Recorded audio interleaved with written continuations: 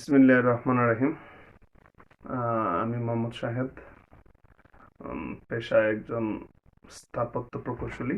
ভালো লাগে আন্তর্জাতিক রাজনীতি, অর্থনীতি নিয়ে আলোচনা করতে।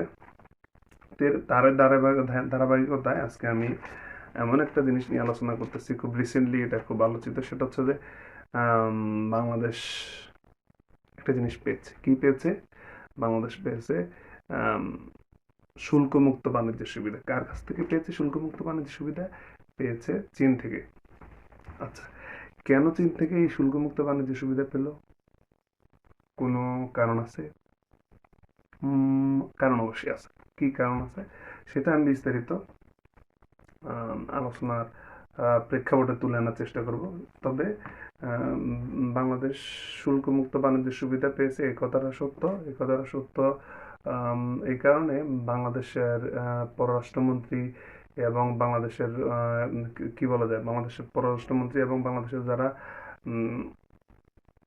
কূটনীতিক দরজাপ করেছেন তাদেরই এটার ধন্যবাদ বলা যায়, বা কি বলা যায়, কৃতিত্বের পাওয়ার দাবিদার। অবশ্যই এটা পুরো বাংলাদেশ ফলপ্রসূ একটা বেনিফিট পাবে। এই বেনিফিটটা বাংলাদেশ পাবে 2024 সাল পর্যন্ত। কি বেনিফিট পাবে সেটা তো বলা হলো না। মজার ব্যাপার, বলা হলো না। সেটা হচ্ছে যে বাংলাদেশ চীনে শুল্ক ছাড়া 5161টি পণ্য নতুন করে রপ্তানি করতে পারবে। ঘটনা কি? নতুন করে রপ্তানি। এটা আবার কেমন কথা? হ্যাঁ, নতুন করে রপ্তানি হচ্ছে, এর আগেও বাংলাদেশ আম, চীনে শুল্কমুক্ত রপ্তানি করেছে, কিন্তু এই সুযোগ সুবিধা চীন আরো বাড়িয়ে দিয়েছে কি এমনি এমনি না। এর পিছনে কিন্তু অনেক ব্যাকগ্রাউন্ড আছে। এই ব্যাকগ্রাউন্ডটা নিয়ে আমি আলোচনা করতেছি। আশা করি সবার সাথে থাকবেন। আম, আহ, কি কারণে বাড়িয়ে দিয়েছে? 5161টি পণ্যের শুল্কমুক্ত। কিন্তু এর আগেও আমরা এই সুযোগ সুবিধা পেয়েছি। কি পেয়েছি? এর আগে আমরা 3095টি পণ্যের শুল্কমুক্ত রপ্তানি করতে পারছি। আজকে যখন আমি এই আলোচনা করতেছি, এটা হচ্ছে যে 21শে জুন। খবরটা প্রকাশিত হয়েছে 18 জুন বিভিন্ন গণমাধ্যমে, আন্তর্জাতিক গণমাধ্যম এবং দেশীয় গণমাধ্যমে। আমি নিউজ 24-এ দেখেছি এই খবরটা। তারপর হচ্ছে যে আম, একটা আন্তর্জাতিক স্বনামধন্য পত্রিকায় দেখেছি। তো সর্বোপরি এটা বাংলাদেশের অর্থনীতির জন্য বিরাট একটা সুবিধা। বিরাট সুবিধা কি? বিরাট সুবিধা হচ্ছে যে বাংলাদেশ গভর্নমেন্ট অর্থনৈতিক বাজেট ঘোষণা করছে। এই বাজেটের কাঙ্ক্ষিত লক্ষ্যে পৌঁছে দেওয়ার জন্য বাংলাদেশ সরকার এক ধাপ এগিয়ে গেল।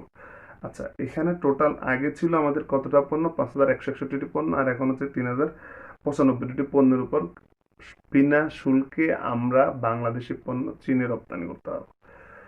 কিন্তু এর পিছনে কারণ কি? তাই তো, কারণ ছাড়া তো কেউ কাউকে বিন্দু মাত্র কিছু দেয় না। অবশ্যই কারণ আছে। কারণ আছে, আপনারা অবশ্যই জানেন যে উম, বাংলাদেশের হচ্ছে যে অনেকগুলো কারণ হতে পারে। আসলে এটা আন্তর্জাতিক রাজনৈতিক বিশ্লেষক যারা, তারা মনে করেন যে অনেকগুলো কারণ আছে এর পিছনে। এর পিছনে কারণগুলো হচ্ছে যে সবচেয়ে প্রধান কারণ হচ্ছে ওয়ান বেল্ট ওয়ান রোড। আপনারা সবাই জানেন যে চীনের একটা সুদূর প্রসারী চিন্তা আছে, যে সারা এই এশীয় অঞ্চলকে এবং তার হচ্ছে যে আম, কি বলা যায়, তার পুরো পৃথিবীকে সে হচ্ছে যে ওয়ান বেল্ট ওয়ান রোডের আওতায় আনতে চায়। কেন আনতে চায়? কারণ হচ্ছে তার বাণিজ্যের প্রসারের জন্য। কারণ একটা দেশের উন্নয়নের সর্বোত্তম চাবিকাঠি হলো অর্থনীতি। এই চীনের অর্থনীতি কিন্তু এখন খুব ভালো একটা পর্যায়ে। শি জিনপিং কি বলা সরি শি জিনপিং এর সরকার হচ্ছে যে চীনের অর্থনীতি আসার পর উনি হচ্ছে যে চীনের অর্থনীতি অনেক ভালো জায়গায় নিয়ে গেছেন। আসলে এই বর্তমানে পৃথিবী হচ্ছে কোলাবোরেশনের যুগ। যে যত বেশি কোলাবোরেশন করতে পারবে, আন্তর্জাতিক রাজনীতির সাথে যুক্ত থাকবে, আন্তর্জাতিক ভালো ডিপ্লোমেসি করতে পারবে, সেই রাষ্ট্রের উন্নয়ন উন্নয়ন অনস্বীকার্য, এটা আসলে বলতে হবে। তবে বাংলাদেশ যে একটা ভালো সুবিধা পেয়েছে, বাংলাদেশের জন্য যে একটা বেটার অপশন, এটা আসলে বলার অপেক্ষা রাখে না। তো আসলে এটা আসলে বর্তমান সরকারের জননেত্রী শেখ হাসিনা এবং তার কূটনীতিক দয় যারা আছেন, তাদেরকে আন্তরিক ভাবে ধন্যবাদ জানাই।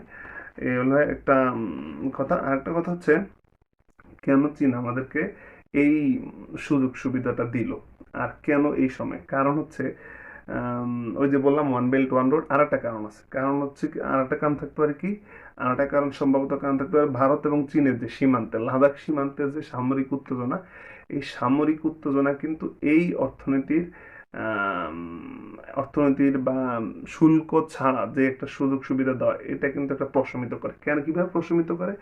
আমি যখনই আলোচনা করছি তখন প্রায় কয়েকদিন আগে, আজকে 21 তারিখ, কয়েকদিন আগে উম, চীন এবং হচ্ছে যে ভারতের সীমান্তে, লাদাখ সীমান্তে গোলাগুলি হয়, এবং গোলাগুলি বলতে হতাহতের ঘটনা ঘটে। 20 জন ভারতের সেনা নিহত হন।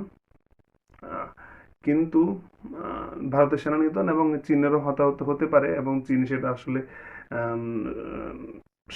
প্রেস ব্রিফিং দিয়ে আসলে তারা নিশ্চিত করেনি। কিন্তু সবচেয়ে বড় কথা হচ্ছে, আহ, এখানে বাংলাদেশকে হচ্ছে যে কেন ডিপ্লোমেসির হচ্ছে যে এর মধ্যে যুক্ত করতে চাচ্ছে, বা স্নায়ু যুদ্ধে বাংলাদেশ কিভাবে যুক্ত হয়ে গেছে। বাংলাদেশ যুক্ত হয়ে স্নায়ু যুদ্ধে যুক্ত অলরেডি হয়ে গেছে। কিভাবে হয়ে গেছে? কারণ হচ্ছে যে বাংলাদেশ হচ্ছে যে ভারতের সবচেয়ে মিত্র রাষ্ট্র। ভারতের মিত্র রাষ্ট্র হচ্ছে আমেরিকা, ভারতের মিত্র রাষ্ট্র বাংলাদেশ, ভারতের মিত্র রাষ্ট্র ছিল নেপাল। কিন্তু ভারতের আর পরীক্ষিত সেই মিত্র রাষ্ট্র নেপাল আর নেই। কেন নেই? নেপালের সাথে রিসেন্টলি সীমান্ত বিরোধ হয়েছে। বিরোধের কারণে নেপাল ইন্ডিয়ান বেল্ট থেকে বের হয়ে সে হচ্ছে যে আম, চায়না বেল্টে যোগদান করছে। চায়নার সহযোগিতা আছে, এটা আসলে আহ, অস্বীকার করার কোনো অবকাশ নেই। তবে এই যে আমাদের যে শুল্ক ছাড়া যে একটা অর্থনীতি, এই অর্থনীতি দেওয়ার অনেক, ওই যে বললাম অনেকগুলা কারণ আছে। এখন এই কারণের মধ্যে ওয়ান বেল্ট ওয়ান রোড বলছি, তারপর বলছিলাম যে ভারত চীন যুদ্ধ। হ্যাঁ, ভারত চীন যুদ্ধের এখানে প্রভাব ফেলবে হচ্ছে যে ভারতকে বোঝাচ্ছে, দেখো তোমার সবচেয়ে প্রিয় বন্ধু বাংলাদেশ কিন্তু এখন আম, বাংলাদেশ কি এখন, বাংলাদেশ হচ্ছে এখন আমাদের অর্থনৈতিক কার্যক্রমের আওতায় চলে আসছে। কার্যক্রমের আওতায় চলে আসছে। দেখা হয় যে আমরা তাকে শুল্কমুক্ত আহ, কি দিয়েছি, আমরা শুল্কমুক্ত তাকে সুযোগ সুবিধা দিয়েছি। এটা অবশ্যই চীনের কূটনীতির একটা বিজয়, বাংলাদেশেরও কূটনীতিক একটা বিজয়। তবে ইন্ডিয়া যে খুব ভালো চোখে দেখবে, এটা আমি বিশ্বাস করি না, এবং যারা আন্তর্জাতিক রাজনীতি বিশ্লেষণ করেন তারাও বিশ্বাস করে না। কিন্তু আসলে বিশ্বাস করুক আর না করুক, আসলে এটা আসলে আমাদের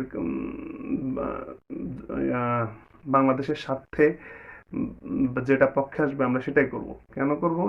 সে পক্ষে আমরা কি 71 সালে তারা আমাদের পাশে ছিল, আমরা কেন তাদের এই বিপদের পাশে থাকবো না? হ্যাঁ, আমরা পাশে।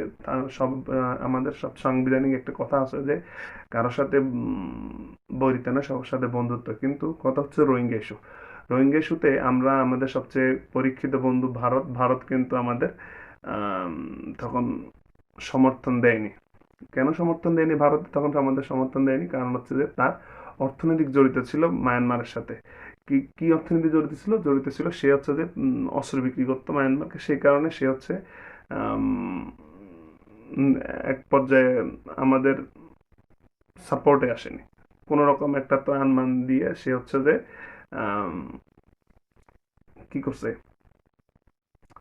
এটা একটা ধামাচাপা দেওয়ার চেষ্টা করছে। কিন্তু আমাদের এই যে শুল্কমুক্ত দেওয়ার আরেকটা কারণ আছে, বিশাল একটা কারণ হচ্ছে, জানা যাচ্ছে ওই যে ওয়ান বেল্ট ওয়ান রোড, একটা কথা বললাম। আর ওটা হচ্ছে যে স্নায়ু যুদ্ধের একটা দামামা তৈরি করে দিল আহ, চায়না। কারণ হচ্ছে যে একটা কূটনীতিক জয় চায়নার যে যেহেতু অর্থনীতির কাছে আসলে পুরো বিশ্ব যেদিকে যার স্বার্থ, বিশ্ব এদিকে ওইদিকে যাবে, এটাই স্বাভাবিক।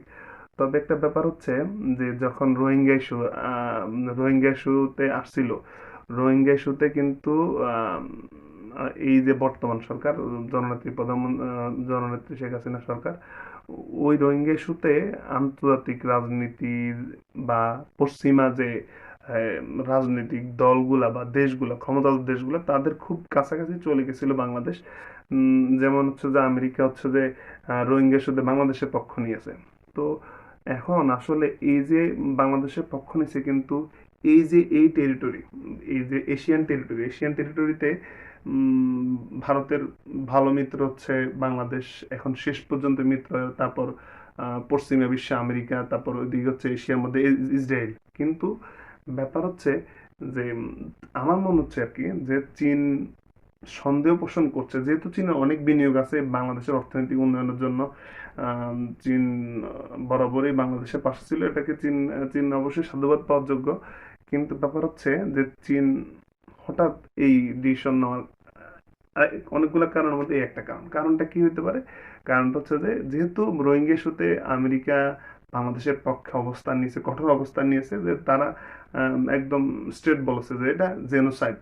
তখন কি হয়েছে, তখন হচ্ছে যে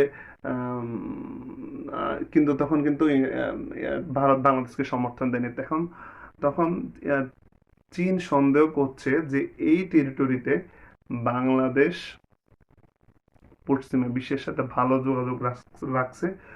যদি আমি এই বাংলাদেশকে আমার আয়ত্তে আনতে পারি, তাহলে স্নায়ু যুদ্ধ বা সম্মুখ যুদ্ধে একটা ভালো পজিশনে যাওয়া সম্ভব। আসলে অর্থনৈতিক থাকলে, অর্থ অর্থ থাকলে আপনার হবে না, ভালো কূটনীতি থাকতে হবে। একটা ভালো রাষ্ট্রের অনেকগুলো গুণের মধ্যে একটা জিনিস হচ্ছে যে ভালো কূটনীতি। এই ভালো কূটনীতির প্রভাবেই চীন হচ্ছে যে বাংলাদেশকে শুল্ক মুক্ত সুবিধা নিয়ে তাকে বলা যায় বুকে নিয়ে নিয়েছে, যে বুকে নিয়ে নেওয়ার মতো আর কি। এখন পশ্চিমের দেশগুলো এই জিনিসটা আসলে ভালো চোখে দেখবে না। আম, ভালো চোখে না দেখারই কারণ থাকতেই পারে। তবে একটা ব্যাপার হচ্ছে উম, চীন কেন ভারতের এই দিকে আগ্রাসী ভূমিকা পালন করছে? অনেক লং টাইম তারা এই ধরনের কার্যক্রমে যুক্ত ছিল না। আসলে আমাদের এই যে অর্থনীতি, এটার সাথে আমরা যে শুল্ক মুক্ত সুবিধা পেয়েছি, এটার সাথে একটা রাজনীতি, আন্তর্জাতিক রাজনীতি জড়িত আছে। আমি মনে করি আর কি আন্তর্জাতিক রাজনীতি কি জড়িত আছে, সেটা হচ্ছে যে আন্তর্জাতিক রাজনীতি কি জড়িত, আন্তর্জাতিক রাজনীতি জড়িত হচ্ছে ভারতের মিত্র রাষ্ট্র হচ্ছে, একটু আগেই বলেছি, ইন্ডিয়া। তারপর হচ্ছে, সরি, ভারতের মিত্র রাষ্ট্র হচ্ছে আহ, আমেরিকা, আর হচ্ছে এখানে এই অঞ্চলে পশ্চিমা দেশগুলোর মধ্যে আমেরিকা, আর হচ্ছে ইসরায়েল।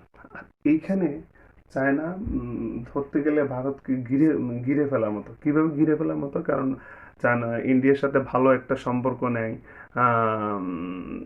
নেপালের সম্পর্ক নেয়, তারপর হচ্ছে আম, ইন্ডিয়ার সাথে শ্রীলঙ্কার যে খুব একটা ভালো সম্পর্ক যাচ্ছে, এটা বলার অবকাশ নাই। তারপর হচ্ছে যে বাংলাদেশের সাথে সম্পর্কটা হচ্ছে দড়ি মাছ না চুই পানি, এইরকম একটা সম্পর্ক। আরেকটা হচ্ছে যে পাকিস্তানের সাথে তো আসলে তার জন্মগত বিরোধ, এটা এটা আসলে মেনে নিতে হবে। কিন্তু তারপর অপর দিকে হচ্ছে চায়না। তার মানে আম, দেখো, তোমাকে চায়না স্নায়ু যুদ্ধের মাধ্যমে বোঝা যাচ্ছে, দেখো আমি তোমাকে চারপাশ দিয়ে ঘিরে ফেলছি, তোমার কিছু করার নাই, তোমাকে তোমার আত্মসমর্থন করা ছাড়া। এখন চায়নাও ভারতও বুঝতে পারছে যে সে যদি যুদ্ধে জড়ায়, আসলে তার পরাজয় ছাড়া কখনো জয় আসবে না। সে চাচ্ছে যে কূটনীতির মাধ্যমে সমস্যাটা সমাধান করার জন্য। এখন কূটনীতির মাধ্যমে সমস্যার সমাধান করার জন্য আমেরিকা বা মার্কিন যুক্তরাষ্ট্র সে চেয়েছিল যে মধ্যস্থতাকারী হিসেবে সমস্যাটা সমাধান করার জন্য, কিন্তু চীন সেটা প্রত্যাখ্যান করছে। আচ্ছা, এখন উম, ওই যে বললাম চীন কেন ভারতে এরকম আগ্রাসী ভূমিকা পালন করছে, সে কেন আঞ্চলিক শক্তি হয়ে ওঠার হয়ে উঠতে চাচ্ছে, আসলে পৃথিবীতে ক্ষমতা ভারসাম্য দরকার। ক্ষমতা ভারসাম্য হচ্ছে যে পৃথিবীর ক্ষমতাটা হচ্ছে যে পুরা একদম আমেরিকা কেন্দ্রিক, কিন্তু সেই ক্ষমতার ভারসাম্য থেকে বের হয়ে এসে আন্তর্জাতিক রাজনীতি দুমুখী হয়ে গেছে। দ্বিমুখী কি? রাশিয়া, চীন, তারপর এরা হচ্ছে যে এক আন্তর্জাতিক একটা টেরিটরিয়াল আন্তর্জাতিক রাজনীতি লিড করে, আর একটা হচ্ছে যে আমেরিকা এবং তার সমর্থিত মিত্র রাষ্ট্রগুলো একটা রাজনীতি, পশ্চিমা রাষ্ট্রগুলো একটা রাজনীতি লিড করে। এখন এই যে টেরিটরিতে সবচেয়ে ভালো অর্থনীতির দেশ হলো চায়না। এই চায়না রিসেন্টলি আপনাদের মনে আছে কিনা আমি জানি না, যে চায়না হচ্ছে যে তার অর্থনৈতিক কার্যক্রমের জন্য এমন কোনো কিছু নাই যে সে করতে পারে না। কি করতে পারে না? ভারতের সাথে তার বিরোধ, সীমান্ত বিরোধ, বাংলাদেশের সাথে তার শুল্কমুক্ত সুবিধা। এটার কারণ হচ্ছে, সুবিধাকে বাংলাদেশকে সুবিধা দেওয়ার কারণ যে বললাম যে ওয়ান বেল্ট ওয়ান রোড, তারপর হচ্ছে একটা স্নায়ুযুদ্ধের কূটনীতিক বিজয়, তারপর হচ্ছে কি বলা যায়, আমেরিকান টেরিটরি থেকে পশ্চিমা বিশ্বকে দেখানো যে দেখো তোমার টেরিটরি থেকে আমি কিন্তু বাংলাদেশকে নিয়ে নিয়েছি। অনেক অনেক কিছুই থাকতে পারে এটার পিছনে, কিন্তু ভারতের প্রতি আগ্রাসী ভূমিকা হওয়ার আরো কারণ আছে। কারণ হচ্ছে কি? কারণ হচ্ছে কোভিড-19 নিয়ে যে একটা প্যান্ডামিক সিচুয়েশন তৈরি হলো, আন্তর্জাতিক রাজনীতি সবাই বললো যে চীনের জন্য দায়ী। এই যে একটা চীনের যে একটা অ্যাকশন প্ল্যান দিয়ে দেখাইলো যে দেখো আমরা কিন্তু এটা, আমার কাছে মনে হচ্ছে যে দেখো, চীন দেখাচ্ছে যে দেখো আমরা কিন্তু চাইলেও কাউরে তোয়াক্কা করেন, আমরা কাউরে ছাড় দিয়ে চলি না।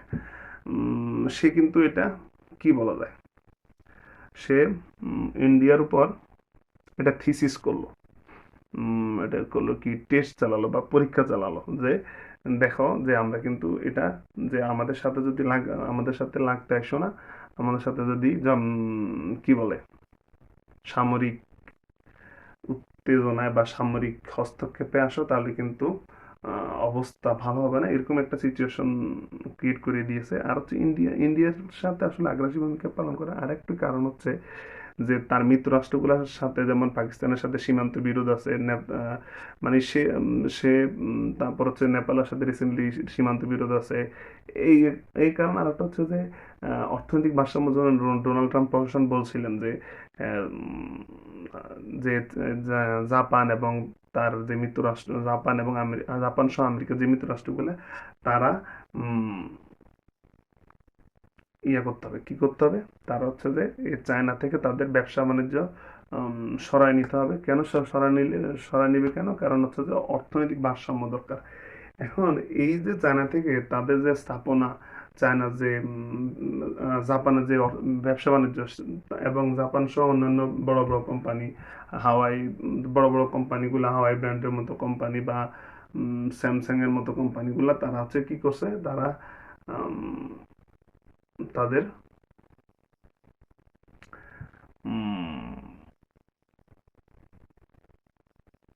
হুম তারা তাদের উৎপাদনশীল বা উৎপাদনযোগ্য কারখানা স্থাপনা সব তারা ভিয়েতনাম বা কিছু ভিয়েতনামে, কিন্তু বেশিরভাগ হচ্ছে তারা হচ্ছে যে ইন্ডিয়া কেন্দ্রিক চলে যাচ্ছে। এখন ইন্ডিয়া কেন্দ্রিক যাওয়ার কারণে চীনের একটা অর্থনৈতিক ধস নামবে, এটা চীন ভালো করে জানে। এখন এইটা রোধ করার জন্য এবং কোভিড-19 তাকে কি করার জন্য, দায়ী করার জন্য, এই দুইটা সিচুয়েশন আমার কাছে মনে হয়, এই দুইটা সিচুয়েশনকে শক্ত হাতে হ্যান্ডেল করার জন্য সে একটা স্নায়ুযুদ্ধ তৈরি করে দিল এই টেরিটরি অঞ্চলে। স্নায়ুযুদ্ধ তৈরি করে দিয়ে সে বোঝাতে চাইলো যে তার সক্ষমতা অনেক বেশি। সে হচ্ছে যে তার সাথে যদি হচ্ছে যে যুদ্ধে যাওয়া, তাহলে কিন্তু ফলস্বরূপ খুব বেশি ভালো হবে তা না। আচ্ছা, এখন বাংলাদেশের এখানে করণীয় কি? বাংলাদেশি ডিপ্লোম্যাট যারা আছেন তাদের করণীয় কি, বা বাংলাদেশের সরকারের যারা নীতি নির্ধারক আছেন তাদের করণীয় কি? তাদের করণীয় আসলে আমরা হচ্ছে যে শান্তি চাই। মাননীয় প্রধানমন্ত্রী রিসেন্টলি হচ্ছে যে 18 জুন 2020 নৌবাহিনীর যুদ্ধজাহাজ সংগ্রামের কমিশন অনুষ্ঠানে গণভবন থেকে একটা বক্তৃতা দিয়েছিলেন। বক্তৃতায় তিনি বলেছিলেন যে আমরা কিন্তু যুদ্ধ চাই না। এই কথাটা কখন বলছেন?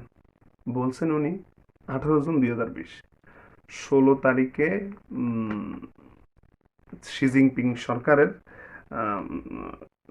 স্টেট কাউন্সিল তারা প্রজ্ঞাপন জারি করছে যে বাংলাদেশ এই শুল্ক ছাড়া এই এতটি পণ্যের উপর এই সুযোগ সুবিধা পাবে। যখন ইন্ডিয়া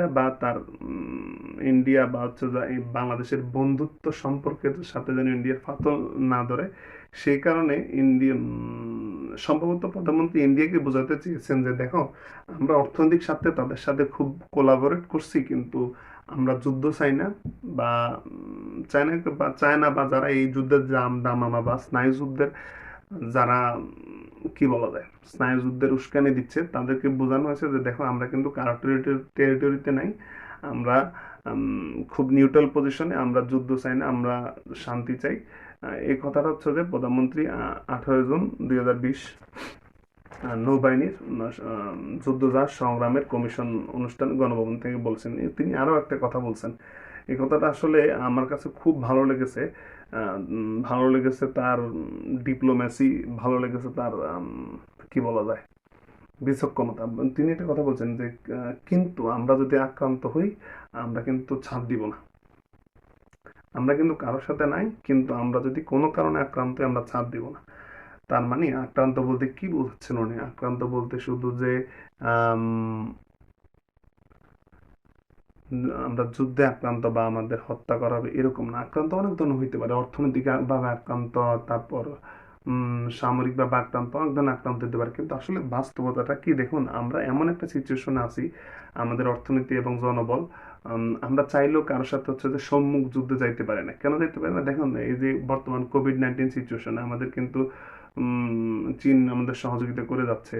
তারপর ভারত হচ্ছে যে অক্সফোর্ডের সাথে কোলাবোরেটলি তার একটা ভ্যাকসিন তৈরি করছে। এখন আমরা যদি এই কূটনৈতিক সম্পর্ক যদি কোনো পক্ষাপক্ষিতে যোগ দেই, তাহলে হচ্ছে যে আমরা কিন্তু এই ধরনের সুযোগ সুবিধা থেকে বঞ্চিত হব। তবে সবকিছু পর্যালোচনা করে আমি এটা মনে করি যে যুদ্ধ কখনো একটা রাষ্ট্রের জন্য কাম্য না, একটা অঞ্চলের জন্য কাম্য না। চীন এবং ভারতের যদি যুদ্ধ হয়, তাহলে হচ্ছে যে আমাদের এই অঞ্চলে একটা ভালো একটা ইফেক্ট পড়বে। তবে আমার কাছে মনে হচ্ছে মূলত এটা স্নায়ুযুদ্ধ।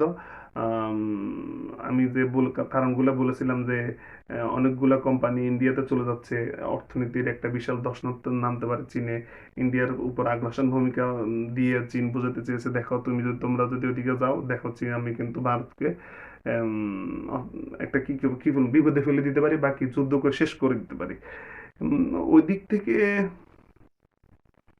এটা স্নায়ু যুদ্ধের মনে হচ্ছে, আমার কাছে মনে হচ্ছে না এটা বড় ধরনের যুদ্ধে যাবে। তবে পরিস্থিতি এই কোভিড-19 সিচুয়েশনে এমন একটা প্যান্ডামিক সিচুয়েশন তৈরি করা আসলে বিশ্ব নেতৃবৃন্দের কতটুকু উচিত হয়েছে আমি জানি না। তবে এই ধরনের সংঘাত এড়িয়ে চলে ভালো। ঠিক আছে, সবাই ভালো থাকবেন, আমার জন্য দোয়া করবেন। আমি আহ, আগামী পর্বে আপনাদের সাথে আলোচনা করব যে যদি সামরিক যুদ্ধে যায় চীন এবং ইন্ডিয়ার এই যে সীমান্ত বিরোধ, তাহলে কে কার পক্ষে থাকবে।